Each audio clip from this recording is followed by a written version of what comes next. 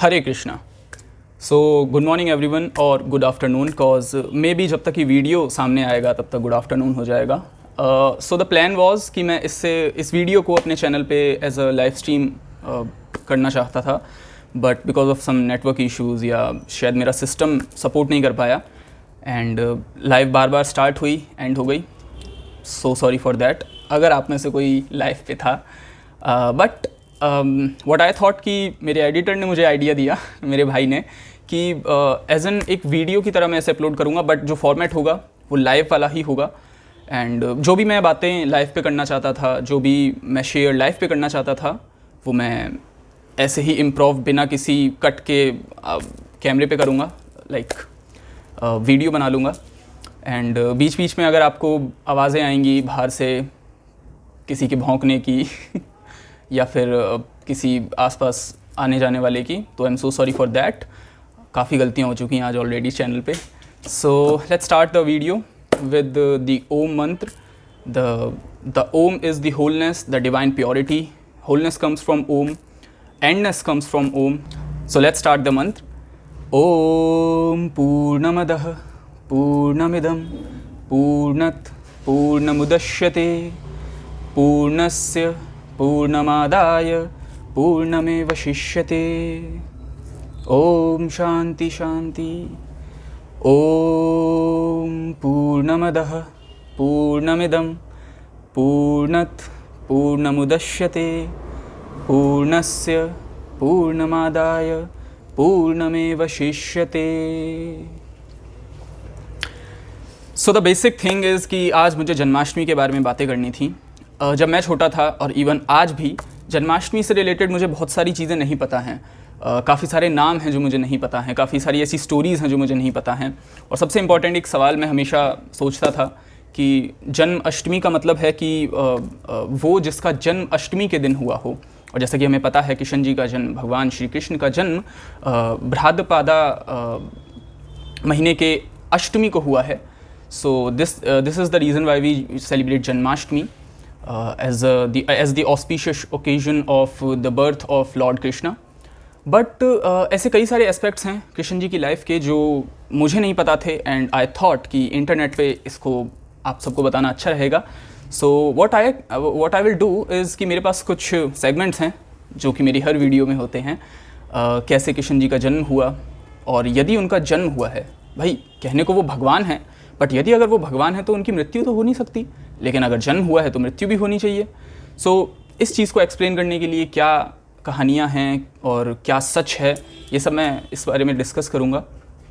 And then हम कुछ discuss करेंगे कि उनकी लाइफ के लेसन्स क्या हैं। इट विल बी जस्ट कि जो हमें ऑलरेडी पता है, लेकिन हो सकता है हमने उस चीज़ के बारे में कभी सोचा नहीं है और उससे क्या लेसन मिल सकता है। जैसे कि उन्होंने अपनी लेफ्ट हैंड की छोटी उंगली पर गोवर्धन पर्वत उठा लिया था लोगों को बाढ़ से बचाने के लिए। तो it's a beautiful story, it's a motivating story, but it's a divine story. But इससे सीखने को क्या मिलता है, और ऐसी कौन सी छोटी छोटी एलिमेंट्स थे जो इस स्टोरी में मिस हो गए होंगे या हमने बचपन में नहीं सोचे होंगे, जिसके बारे में हम आज बात करेंगे। And that's it. और एंड में हम कुछ लाइव स्ट्रीम पे मेरा मन था कि लोगों से बात कर पाऊँ, जो भी जितने भी व्यूअर्स हैं, 1 2 3 4, उनसे पूछ पाऊँ कि वो कैसे सेलिब्रेट कर रहे हैं और मैं कैसे सेलिब्रेट करूँगा और कैसे करनी चाहिए। So I think let's start it. The first thing is how Krishna was born. Okay, this was the bike I was talking about.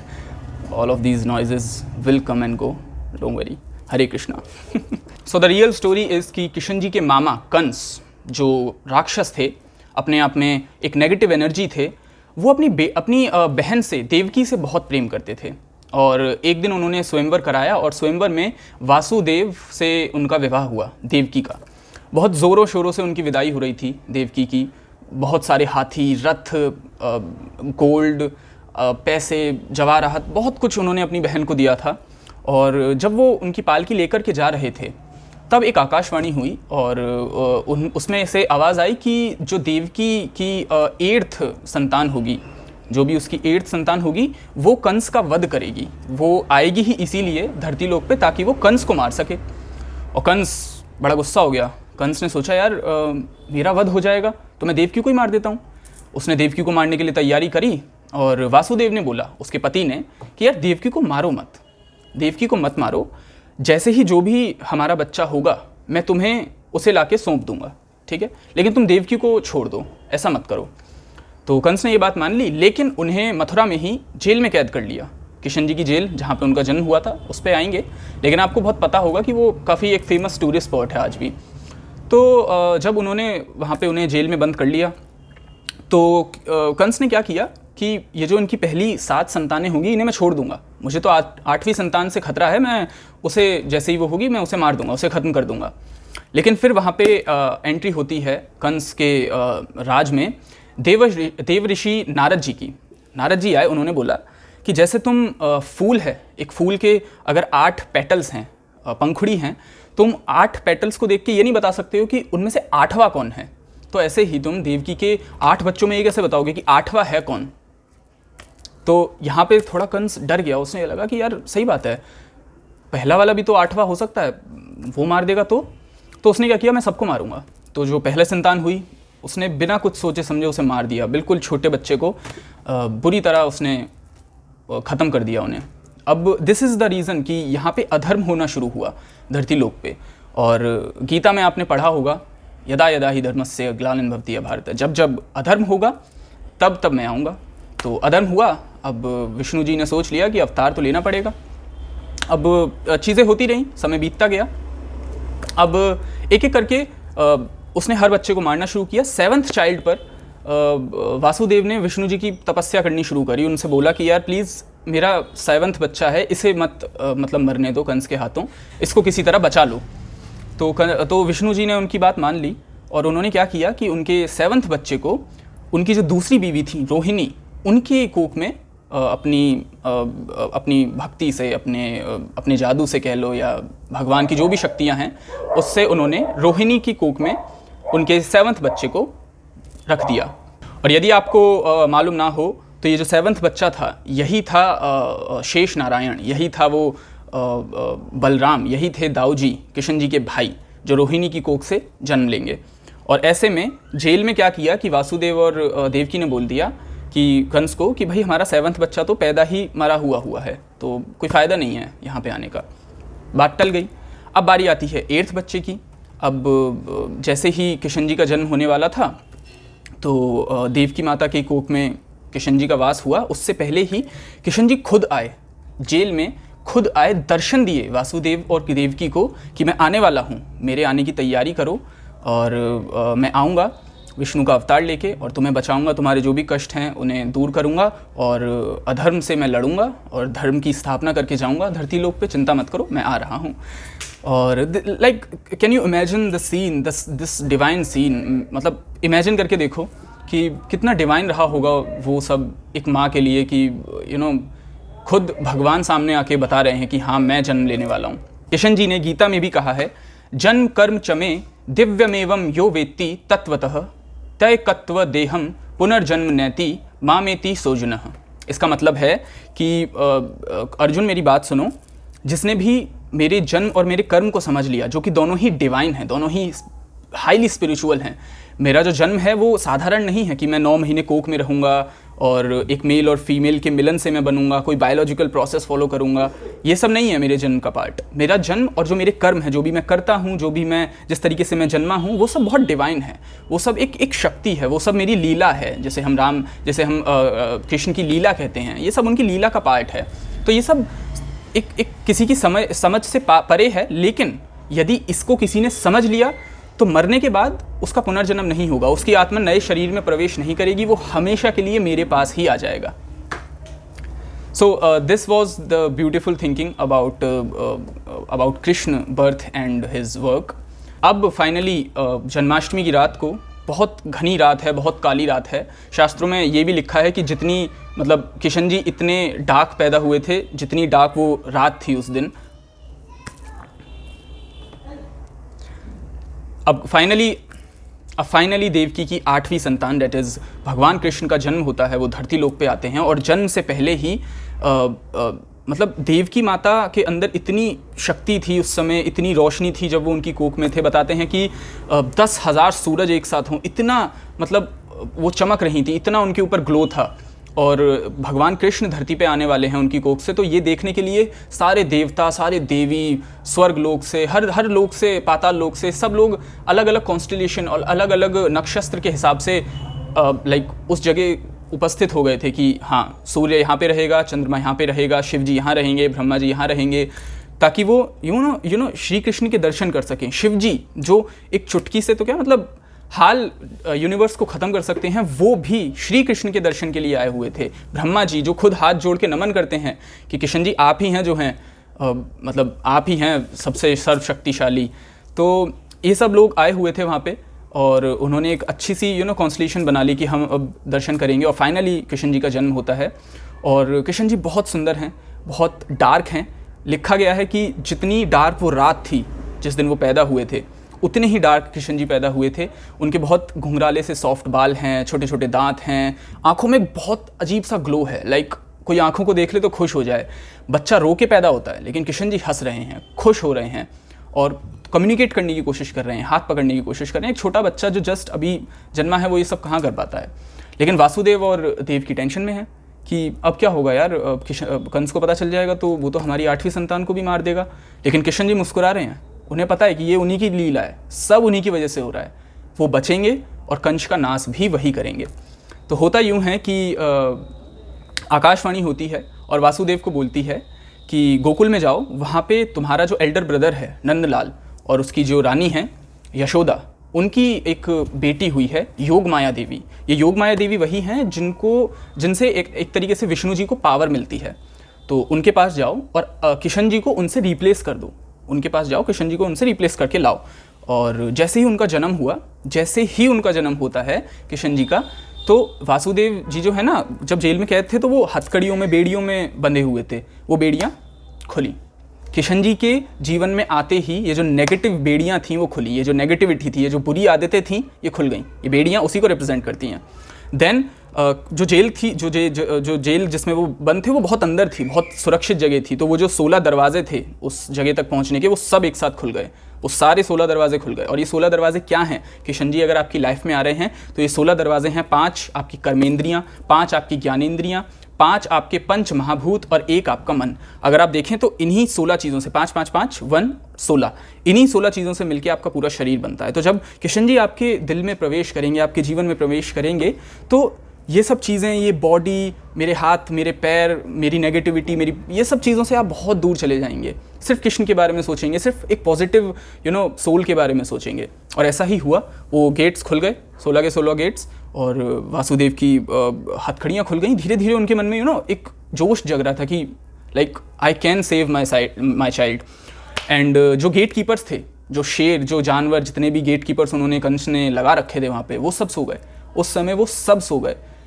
इसका मतलब समझ रहे हैं आप? जितनी भी मुश्किलें आपके रास्ते में आने वाली हैं वो भी सो जाएंगी अगर कृष्ण जी का वास आपके मन में होगा। और आज ही के दिन होगा, जन्माष्टमी पे ज़रूर होगा, और मैं उम्मीद करता हूँ ऐसा हो। तो वासुदेव ने क्या किया, उन्हें एक छोटी सी टोकरी में रखा, जो कि बहुत फेमस पिक है। और लॉर्ड कृष्णा के ऊपर एक छोटा सा कार्टून नेटवर्क पे शो आता था, उसमें भी आपने देखा होगा बचपन में। तो उन्होंने उसमें उसे रखा। यमुना पार करके गोकुल जाना था और उन्होंने वहाँ पर जाना शुरू किया। आराम से वो रास्ते में जा रहे हैं, देवकी जी को बोल के गए हैं कि चिंता मत करो, मैं सब सुरक्षित करके आऊँगा। और रास्ते में हर वो चीज़ जो प्रकृति का पार्ट है, हर वो चीज़ जो कृष्ण जी के दर्शन लेना चाहती है, या जो कृष्ण जी के धरती लोक पे आने से खुश है, चाहे वो आसमान हो, चाहे वो खुद यमुना जी हों, वो सब खुश हैं। वो सब फूले नहीं समा रहे हैं। आसमान इतने खुश हैं कि उनको छूने के लिए, उनके चरणों का स्पर्श लेने के लिए रो रहे हैं, अपने आंसू टपका रहे हैं, और इतनी तेज़ बारिश कर रहे हैं कि उनको छू सकें, कृष्ण जी को टच कर सकें। यमुना जी ने खुद रास्ता दे दिया वासुदेव जी को कि वो जा सकें। ठीक है, काफ़ी ज़्यादा बारिश आ रही है लेकिन उन्होंने उन्हें रास्ता दिया। दूसरा, यमुना जी में से खुद शेषनाग जी निकले और वासुदेव जी की जो टोकरी उनके सर पे रखी थी जिसमें कृष्ण जी थे, उसके ऊपर, और इन सब में कृष्ण जी मुस्कुरा रहे हैं। इन सब में एक नया बच्चा जो भी पैदा हुआ है आराम से मुस्कुराते हुए जा रहा है, उसे पता है सब वही कर रहा है। तो वो शेषनाग जी ने एक तरीके से छतरी बना ली उनके ऊपर, ताकि हाँ आसमान जो पानी बरसा रहा है वो उनको टच हो जाए, लेकिन ज़्यादा उन्हें अफेक्ट ना करे, ज़्यादा उनको परेशान ना करे। सब अपना अपना मतलब पार्ट प्ले कर रहे हैं। आपको याद है जब राम जी ने पुल बनाया था, राम सेतु बनाया था, तब गिलहरी से लेके चींटी सब लोग अपना अपना पार्ट दे रहे थे। ऐसे ही कृष्ण जी को अब सेफ रखने के लिए सब अपना अपना थोड़ा थोड़ा कुछ कुछ पार्ट योगदान दे रहे हैं। तो अब हुआ ये कि यमुना जी एकदम से बढ़ती हैं बीच में, जब वासुदेव एकदम बीच में होते हैं, और उनके चरणों को छूती हैं किशन जी के जो टोकरी में है, और वापस नीचे हो जाती हैं, वापस उन्हें जगह दे देती हैं कि अब आप जाओ। वो गोकुल पहुँचते हैं और योग माया देवी जो कि अभी यशोदा जी की कोख से जन्मी हैं उनको रिप्लेस करते हैं और वापस आ जाते हैं, और वहाँ पे यशोदा जी के पास किशन जी को रख देते हैं। और आपको पता ही होगा, वो सब हमने बचपन में शोज़ में देखा था कि कितने मन से, कितने दिल से यशोदा जी किशन जी को गले लगाती हैं, उन्हें प्रेम देती हैं, उनका ध्यान रखती हैं। बलराम और बाकी गाय ग्वालों के साथ वो बड़े होते हैं। So this was the story of his birth. वहाँ जेल में योग माया देवी को कंस नहीं मार पाया। क्यों? क्योंकि जब वो उन्हें वापस लेके गया तो कंस आया, चलो भाई मारते हैं ऐसे। तो योग माया देवी जी खुद आई, प्रकट हुई, और उन्होंने बोला देख भाई ऐसा है, तू मुझे नहीं मार सकता है। जो देवकी का 8वां पुत्र है, जो भी देवकी की 8वीं संतान है, वो ऑलरेडी जन्म ले चुकी है और वो बहुत सुरक्षित जगह पे है, और तू उसका बाल भी बाका नहीं कर सकता, और वही तेरा अंत करेगी, और मुझे तू मार सकता नहीं है। तो दिस वॉज द स्टोरी। और फिर किशन जी का जो भी उनकी लाइफ थी वो इसी तरह बीती थी। आए दिन उनके गांव में असुर आते थे, आए दिन उनके गांव में राक्षस आते थे और सबका वो वध करते थे। काफ़ी स्टोरीज़ हमने सुनी हैं, काफ़ी स्टोरीज़ हमने अलग अलग शोज़ के थ्रू देखी हैं। So this was the story of his divine birth. And now that we have talked about the birth, can we actually talk about the death? क्या ऐसा पॉसिबल है कि इतना डिवाइन क्रिएशन धरती पे आया है, लाइक विष्णु जी के अवतार खुद धरती पे आए हैं, तो इज़ इट पॉसिबल कि वो धरती छोड़ भी देंगे और लाइक वो एज एन एक मनुष्य की तरह मरेंगे? जब वो एक मनुष्य की तरह जन्मे नहीं है तो वो मरेंगे कैसे? वेल, इसका आंसर है इस रियल स्टोरी में, एंड व्हेन आई से रियल आई मीन इट। तो हुआ ये कि भगवान जो हैं दिव्य हैं, जैसा कि मैंने कहा, उनका जन्म दिव्य है, उनके कर्म दिव्य हैं, हंसते हुए आए हैं, हंसते हुए रहेंगे, हंसते हुए चले जाएंगे। हुआ ये कि महाभारत के युद्ध जब 18 दिन चला, तो जब वो ख़त्म हो गया, सारे कौरव जब मर गए, तो उन्हीं के साथ आपको याद होगा जब दुर्योधन की भी मृत्यु हो गई थी, तो युधिष्ठिर का राज तिलक हो रहा था, उनको राजा बनाया जा रहा था। वहाँ पे किशन जी भी थे।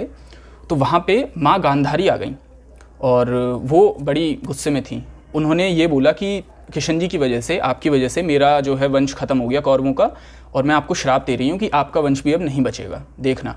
और ऐसा बोल के वो चली गई, और सब लोग काफ़ी कुछ क्रोधित हुए, कुछ परेशान हुए, लेकिन as I said, Kishan ji मुस्कुरा रहे हैं, सब वही कर रहे हैं, उन्हें पता है उन्हीं की लीला है।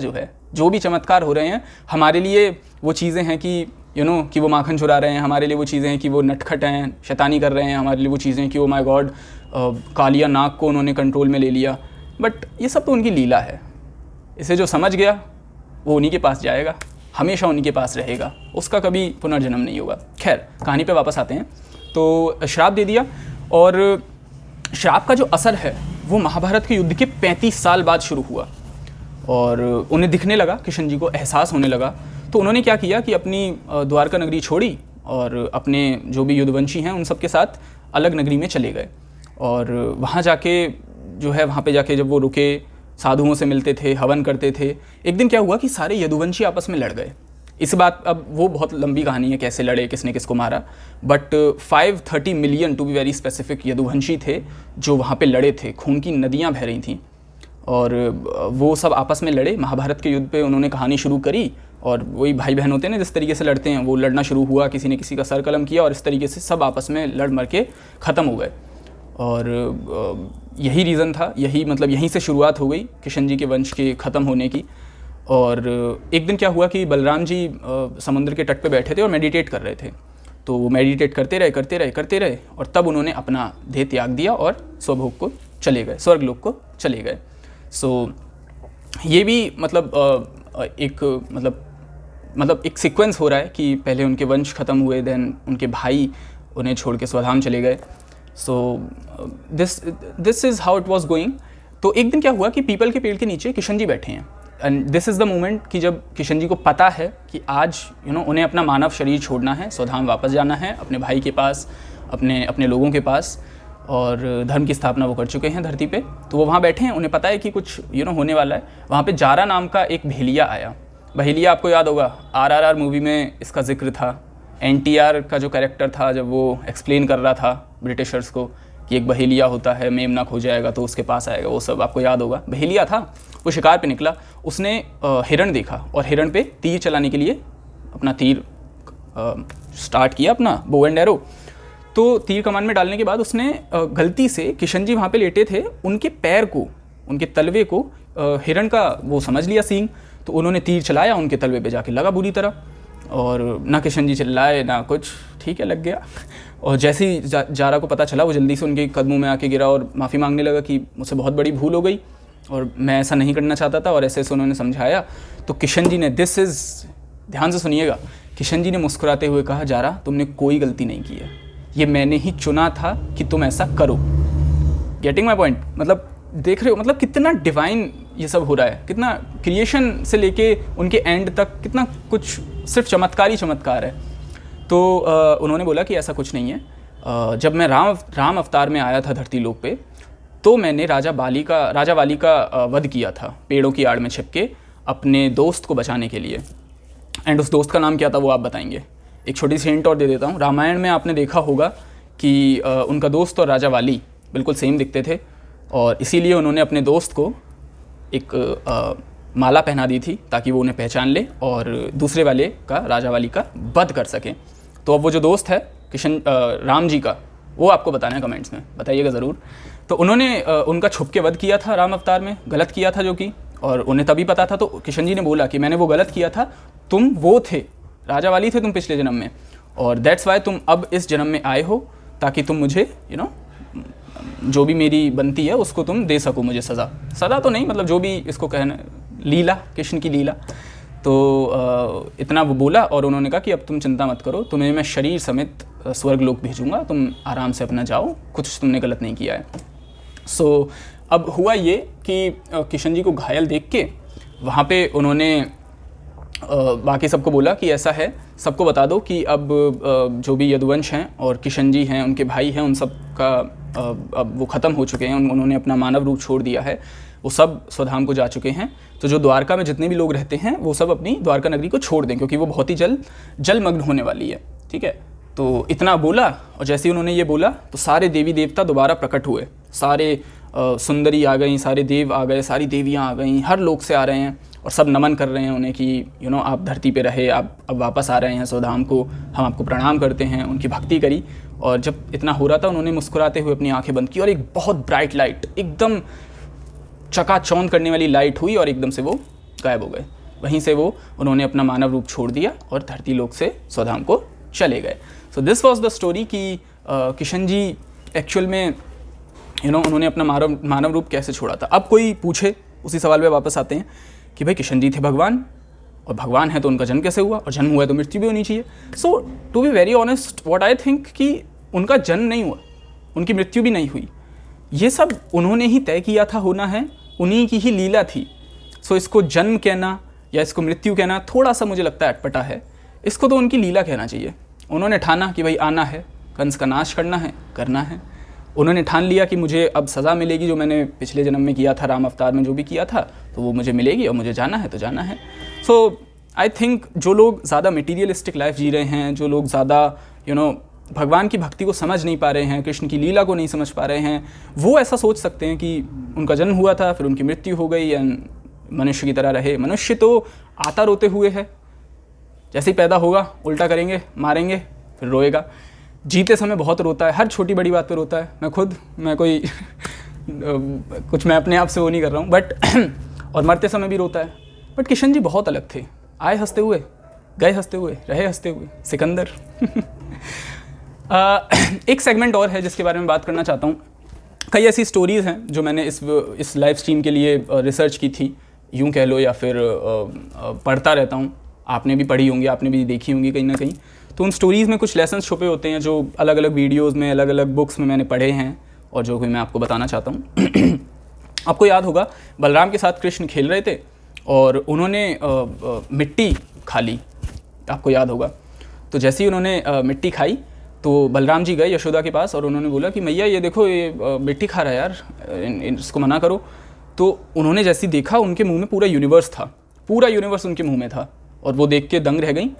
और आई थिंक इससे लेसन ये मिल सकता है कि बच्चे कई बार ऐसी चीज़ें शो कर देते हैं बड़े को, जो बड़े को भी सोचने में मजबूर कर देती है कि हाँ समथिंग इज़ जो मुझे नहीं पता है, उसके अलावा भी कुछ है यूनिवर्स में। एक छोटा सा एग्जांपल है, बहुत सस्ता सा एग्जांपल है, बट मैंने इस चीज़ को भी सोचा। मैंने कल ही इस बारे में सुना कि अमिताभ बच्चन जब कोका कोला का ऐड करते थे, तो एक दिन वो किसी स्कूल में गए थे, वहाँ पे उन्हें एक बच्ची ने बोला था कि आप कोका कोला जैसी चीज़ का ऐड करते हैं, जो कि मेरी टीचर बताती है बहुत गलत चीज़ है, बहुत उसमें चीनी है, बहुत उसमें केमिकल्स हैं, वो तो पॉइजन है, तो आप ऐसी चीज़ का क्यों ऐड करते हैं। And from that time Amitabh Bachchan ने कोका कोला या फिर और किसी सॉफ्ट ड्रिंक का ऐड करना छोड़ दिया, अपने सारे कॉन्ट्रैक्ट्स को ख़त्म कर दिया, और कोई कॉन्ट्रैक्ट रिन्यू ना हो, इस चीज़ का ध्यान रखा। सो इट्स समथिंग जो इतनी पहले हो चुका है और उसके अभी भी दिखते हैं, कलयुग में भी उसके वो दिखते हैं जो साइंस हैं। एक चीज़ और है जो किशन जी समझाते थे टीम वर्क के बारे में। आपको याद होगा कि वो माखन हर जगह से चुराते थे, तो लोगों ने क्या किया, ऊपर हांडी में माखन रख के ऊपर टांगना शुरू कर दिया, और उसके बाद क्या हुआ था हम सबको पता है, जो कि हम आज भी सेलिब्रेट करते हैं। हांडी फोड़ कॉम्पिटिशन होता है हर जगह, तो लोग एक साथ वर्क करते हैं, एक छोटा सा पिरामिड टाइप का बनाते हैं, और सबसे ऊपर जाके एक जना मटकी को फोड़ता है माखन चुराने के लिए। So this is where Kishan ji ने यहाँ पे सबको सिखाया था कि टीम वर्क क्या होता है। जो चीज़ें हमसे अकेले नहीं हो सकती, शायद वो एक अच्छी टीम होगी तो बहुत आसानी से हो जाएंगी। इवन महाभारत में युधिष्ठिर ने कहा था परस्पर विरोधेतु वयम पंचशते शतम परस्तु विग्रह प्राप्ते वयम पंचाधिकम शतम। इसका मतलब है कि यदि हम घर में फाइट कर रहे हैं तो हम 5 वर्सेस 100 हैं, 5 के खिलाफ 100। लेकिन अगर हम बाहर एक कॉमन दुश्मन से लड़ेंगे तो हम 105 के खिलाफ हैं, ठीक है। दैट मीन्स कि अगर हम घर में हैं तो आपस में लड़ो, फैमिली में, दोस्तों में लड़ते रहो, लेकिन अगर हमें कॉमन एनिमी के खिलाफ हैं तो हमें एक होना है, हमें एक प्रॉब्लम का सॉल्यूशन निकालना है। अब वो प्रॉब्लम ऐसा नहीं कि कोई इंसान होगा, राक्षस होगा।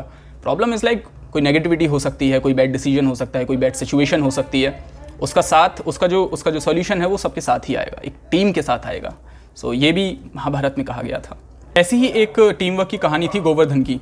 तो क्या आपको याद होगा कि पूरे गांव में किशन जी मजाक करते रहते थे, कभी गोपियों के साथ, कभी मटकी फोड़ दी, कभी किसी के घर में जाके माखन चुरा लिया। तो काफ़ी उनसे कहीं ना कहीं लोग उनसे थोड़ा वो होते थे कि यार गलत बात है, ऐसा नहीं करना चाहिए, तो थोड़ा सा गुस्से में रहते थे और कभी डांट देते थे किशन जी को बच्चा समझ के। गोवर्धन पर्वत जब बाढ़ आई तो उन्होंने उठा लिया पूरी उंगली पे, और अपनी लेफ्ट हैंड की छोटी उंगली पे उठाया। तब आपको याद होगा पूरा गांव सब भूल गया, किशन जी भी भूल गए कि ये सब हमारे आपस की जो बातें हैं, जो भी नेगेटिविटी है, जो भी लड़ाइयाँ हैं, वो सब छोड़ो, अभी इस समस्या का समाधान निकालो कि जो बाढ़ है उससे कैसे बचें। और सब लोग, आपको याद होगा लॉर्ड कृष्णा में, वो लिटिल कृष्णा में दिखाया था कि सब लोग गांव वाले बेचारे एक एक बांस की डंडी ले आए और उन्होंने पहाड़ के नीचे लगा दी ताकि वो भी थोड़ा बहुत सपोर्ट करे पहाड़ को उठाने में। और किशन जी ने थैंक यू भी बोला था कि बहुत अच्छे मेरे साथी हो। मुझे अच्छे से डायलॉग भी याद है उस सीन का। एक और लेसन है दोस्ती का, ऑब्वियसली कौन नहीं जानता। महाभारत में द्रौपद और द्रोणाचार्य की दोस्ती का बहुत अच्छा जिक्र हुआ है। दोनों सेम ही गुरुकुल से पढ़े थे। द्रौपद जो है राजा बन गए और द्रोणाचार्य एक गुरु बन गए। जब उन्होंने ट्रेनिंग दे दी अपने पांडवों और कौरवों को, तो उन्होंने पूछा कि भाई गुरु दक्षिणा में क्या चाहिए आपको, बताओ। तो उन्होंने कहा कि मेरे साथ जब मैं द्रौपद के राज्य में गया था, बहुत बुरी तरह बिहेव हुआ था, तुम उसको जाके पकड़ के लाओ। तो ये तो एक एग्जाम्पल हो गया। दूसरा एग्जाम्पल ये भी है कि सुदामा जी जब किशन की नगरी गए थे, क्योंकि वो बहुत गरीब थे, उनके पास पैसे नहीं थे, उनके पास खाना नहीं था, तो वो किशन जी के पास जब गए तो किशन जी ने लिटरली अपने आंसुओं से उनके पैर साफ़ किए थे, उनके पैरों को धोया था। और सुदामा जी उनकी एक छोटी सी पोटली में चावल लेके आए थे किशन जी के लिए, और वो दे नहीं रहे थे किशन जी को कि यार इतना बड़े राजा हैं वो, मैं कैसे दे दूँ इनको ये चीज़। तो किशन जी ने क्या किया, उन्होंने देख लिया, पोटली उठाई और चावल खाने शुरू कर दिए। सारे चावल खा गए वो, और वो इतने खुश हुए सुदामा जी, उनसे बात की, खेले उनके साथ, और वो अपनी नगरी को वापस लौट गए और मांगना भूल गए उनसे कुछ भी। तो थोड़ा मतलब वो हंसने लगे कि मैं मांगना कैसे भूल गया, मतलब इस समय मैं यही भूल गया। जब घर पहुँचे तो बहुत पैसा है, बहुत कपड़े हैं, खाने का सामान है, उनकी बीवी खुश है, सब नाच रहे हैं, झूम रहे हैं। और इससे पता चलता है कि दोस्ती कितनी अमूल्य चीज़ होती है। और इससे पता चलता है कि यदि आपको भगवान को कुछ देना है, चाहे वो कुछ भी हो देने लायक, तो आप उसे बस दे दीजिए, और जो मिलेगा वो आपको मिलना तय है। भगवान को सब पता है आपको क्या चाहिए क्या नहीं चाहिए, सो जो मिलना है वो मिलेगा। ऐसी गीता में श्री कृष्ण के जीवन में ऐसे कई समय आए हैं जब उन्होंने ये शो किया है किसी भी चीज़ का अहंकार अच्छा नहीं होता है। खाटू श्याम बाबा की आपको स्टोरी याद होगी, बाबरीक की, मुझे मेरे दोस्त ने बताई थी। तो बाबरीक के पास इतनी शक्ति थी, तब उनकी शक्ति का अहंकार जो था वो भी किशन जी ने तोड़ा था कि और फिर उन्हें वरदान दिया था कि कलयुग में तुम किसी को अगर मेरा आशीर्वाद चाहिए होगा तो खाटू श्याम से ही मिलेगा, बाबरीक से ही मिलेगा। उन्हें अपना नाम दिया था श्याम, और खाटू में जाके उन्हें स्थापना करने की उन्हें कही थी कि आप वहाँ पे जाके उपस्थित होना, और कलयुग में जब तक सूरज चांद है आपकी पूजा रहेगी, और किसी को अगर मेरी आशीर्वाद चाहिए तो आप ही से मिलेगा, और किसी को अगर गीता का सार जानना है कि गीता में हुआ क्या था, उस 18 दिन में उस महायुद्ध में महाभारत के क्या हुआ था, तो वो सब केवल खाटू श्याम ही बता पाएंगे। और इवन एक लेसन और है, याद है जब यमुना में काली सांप आया था, तब यमुना का पानी बहुत जहरीला सा हो गया था, और किशन जी ने उस चीज़ को सॉल्व करना चाहा ताकि वृंदावन में, क्योंकि यमुना नहीं तो फिर पानी कहाँ से, फिर पुरानी सिविलाइजेशंस तो नदी पे ही जीवित रहती थी। तो उन्होंने क्या किया, नदी में छलांग मारी, और ये नहीं सोचा कि जहर है तो वो भी तो उन्हें जहर तो अफेक्ट कर सकता है। उल्टा हो गया, जहर ने उन्हें अफेक्ट नहीं किया, उनकी पॉजिटिविटी ने उस कालिया नाग को डिटॉक्सीफाई कर दिया, बिल्कुल शांत कर दिया, और सारा जहर उसका उतर गया, यमुना एकदम साफ़ हो गई। इससे एक चीज़ सीखने को मिलती है, अगर आप पॉजिटिव हैं, अगर आपका ऑरा इतना स्ट्रॉन्ग है, इतना पॉजिटिव है, इतना ज़्यादा इम्पैक्टफुल है, तो कितनी भी नेगेटिव चीज़ आ जाए, कोई भी सिचुएशन आ जाए, I don't think so, even Krishna ji don't think so कि वो चीज़ आपको अफेक्ट कर सकती है। आप उस चीज़ को अफेक्ट कर देंगे अपनी ग्रेटनेस से। आप सभी से मेरी एक छोटी सी विनती है कि जब आज आप जन्माष्टमी का महाउत्सव मनाएं, जब जन्माष्टमी का जन्मोत्सव मनाएं कृष्ण जी का, तो इन चीज़ों का ध्यान रखें कि आप आखिर किसकी पूजा कर रहे हैं, आप उनके बारे में थोड़ा जानें। और इस वीडियो को मेरे बनाने का मतलब भी यही था, इस लाइव स्ट्रीम का भी, कि आप इस चीज़ को समझ पाएँ कि आखिर कितनी बड़ी शक्ति, कितनी डिवाइन शक्ति थी किशन जी के अंदर। वो इतने शक्तिशाली थे कि ब्रह्मा जी खुद उनके पास आए थे, द क्रिएटर ऑफ यूनिवर्स उनके सामने हाथ जोड़कर प्रार्थना कर रहे थे कि यस कृष्णा जी, आप ही हैं सुप्रीम गॉड, आप ही हैं वो डिवाइन पर्सनैलिटी। गोवर्धन पर्वत उन्होंने अपनी लेफ्ट हैंड की छोटी उंगली पर उठाया था। जंगलों की आग को बिना सोचे समझे ग्वालों और गाय की रक्षा करने के लिए पी गए थे, पूरी की पूरी आग को। एक पूरा यूनिवर्स अपने मुंह के अंदर यशोदा मैया को दिखा दिया था। किशन जी ने कुरुक्षेत्र में अपना विशाल विश्व रूप दिखाया था, जिसमें उन्होंने ब्रह्मा जी, शिव जी, जल, वायु, अग्नि, इंद्र, वरुण, आदित्य, ये सब भगवान के बस प्रतिनिधि हैं। ये सब दिखाया था अर्जुन को कि जो हूँ वो सिर्फ मैं हूँ, और ये सारे देवता मेरे प्रतिनिधि हैं, सृष्टिकर्ता केवल मैं हूँ, भगवान श्री कृष्ण ही हैं जो हैं। भगवत गीता सुनाई थी अर्जुन को, वो ज्ञान दिया था जो आज तक इस कलयुग में अप्लाई होता है। और बाबरीक को जो वरदान दिया था उसके बारे में मैंने आपको बताया ही था। And that's why we go to Khatu to see our Shyam. आज जब अपने श्री कृष्ण की आप पूजा करेंगे तो आप याद रखिए ये वही श्री कृष्ण हैं जिनका वर्णन ब्रह्म स्मिता के चैप्टर 5 वर्स 37 में लिखित है कि उनकी गोपियाँ उन्हीं के शरीर का विस्तार हैं, उन्हीं के शरीर का पार्ट हैं। पद्म पुराण में लिखा है कि श्री कृष्ण की 10,000 करोड़ गोपियाँ थीं, और सभी की सब के साथ वो रासलीला करते थे, वो सभी के सब के साथ डांस करा करते थे, एक ही समय पे उपस्थित रहा करते थे उन सभी गोपियों के साथ और नाचते थे। ब्रह्मा जी की एक रात 429 मिलियन ईयर्स की होती है, उस पूरी रात में वो नृत्य करते रहते थे, कोरियोग्राफी की कोई कमी नहीं, एनर्जी की कोई कमी नहीं, और बस अपना आराम से मग्न होकर नाच रहे हैं अपनी गोपियों के साथ। ये वही किशन जी हैं जब बनासुर ने शिवजी को तपस्या करके बुलाया और उनसे कहा था कि मेरी आर्मी में आप मेरा साथ दो, किशन जी के खिलाफ लड़ाई करो, तो किशन जी ने डिस्ट्रॉयर ऑफ यूनिवर्स को भी हरा दिया था। जी हाँ, शिवजी को भी किशन जी ने हरा दिया था। ये वही किशन जी हैं जो पैदा होते ही अपनी माँ से दूर चले गए, सारी जिंदगी असुरों का नाश करते रहे, अपने जीवन के प्रेम को वृंदावन छोड़ के मथुरा गए, कंस मामा का रिश्ता छोड़ के धर्म को बचाने के लिए उन्हें भी मारा। माँ गांधारी के श्राप के कारण द्वारका छोड़ना पड़ा, अपना मानव रूप त्यागना पड़ा, अपना वंश खोना पड़ा। कुल मिला के जीवन में जितनी परेशानियां आ सकती थीं एक राजा की, वो सारी परेशानियां उनके जीवन में आई, लेकिन वो हमेशा मुस्कुराते रहे, मुस्कुराकर अपना जीवन जीते रहे, मुस्कुराकर अपने भक्तों की सेवा करते रहे, उनका ध्यान रखते रहे। और जब आज हम इतनी महान एनर्जी को सेलिब्रेट करें, उसके जन्म की अष्टमी को सेलिब्रेट करें, तो आई विश कि हमें पता होना चाहिए कि हम कितनी डिवाइन पावर से जुड़ने वाले हैं, हम किस की पूजा करने वाले हैं, किसके लिए व्रत रखने वाले हैं, किसके लिए गीत गाने वाले हैं। आई होप कि आज का दिन मोस्टली लोग या तो काम करते हुए बिताएं, या फिर भक्ति करते हुए बिताएं, या मेडिटेट करते हुए बिताएं। आई होप कि आज का दिन लोग सिर्फ हॉटस्टार अमेज़ॉन के आगे ना बैठ के बिताएं, मंदिर जाएं, घूमें अपनी फैमिली के साथ। This is the actual way to celebrate Janmashtami. Hare Krishna का जाप कीजिए, मेडिटेट कीजिए, मंदिर जाइए, व्रत रखिए। रात को हिंदुइज़्म में एक रिचुअल है कि रात को विसल को वो प्रैक्टिस करते हैं। विसल का मतलब है कि रात में जो समय सोने का होता है तब सोना नहीं है, तब हमें जगना है, कृष्ण जी की आरती करनी है, उनकी पूजा करनी है, और जब उनका जन्म हो जाए तो उनको नहलाना है, उनको नए कपड़े पहनाने हैं और उनको खाना खिलाना है, देन अपना व्रत खोलना है और तब उनके दर्शन करके आराम से तब सोना है। So this is how we celebrate Janmashtami. मिठाई खाइए, अच्छा खाना खाइए, भगवान जी का नाम लीजिए। और यूपी के घरों में एक और प्रथा है कि जैसे ही कृष्ण जी का जन्म हो जाता है रात को, मिडनाइट को, काली रात को, तब जो लेडीज़ हैं वो घर की चौखट से लेके किचन तक छोटे छोटे पाँव के स्टेप्स के वो बना देती हैं निशान, ये शो करने के लिए कि कृष्ण जी अब उनके घर में आ रहे हैं, उनकी किचन में जाके मक्खन चुराने के लिए या उनकी फ्रिज में जाके मक्खन चुराने के लिए। तो this is the day when we call Krishna ji कि प्लीज़ आप हमारे दिल में आइए, हमें भी अपनी हमारे भी 16 दरवाजे खोल दीजिए।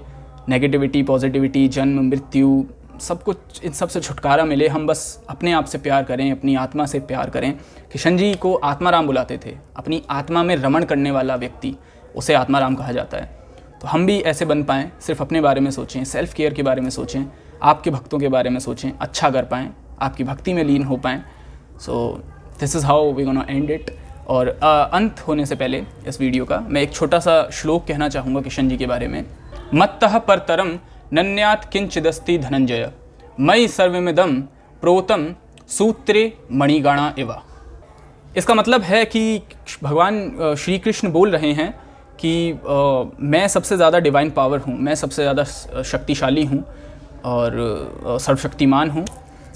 श्री कृष्ण को सबने भगवान का दर्जा दिया है, ब्रह्मा जी ने, शिव जी ने, अग्नि, जल, वायु, सब ने उन्हें भगवान का दर्जा दिया है। और इसके रिप्लाई में कृष्ण जी ने भी यही कहा है कि हाँ, मैं भगवान हूँ। और आज उन भगवान का दिन है, आप उनकी पूजा कीजिए, उन्हें अपने घर बुलाइए। हरे राम राम राम हरे हरे, हरे कृष्ण कृष्ण कृष्ण हरे हरे। श्री कृष्ण जन्मोत्सव की शुभकामनाएं। जन्माष्टमी महाउत्सव की जाए। जय श्री कृष्णा, जय श्री राम।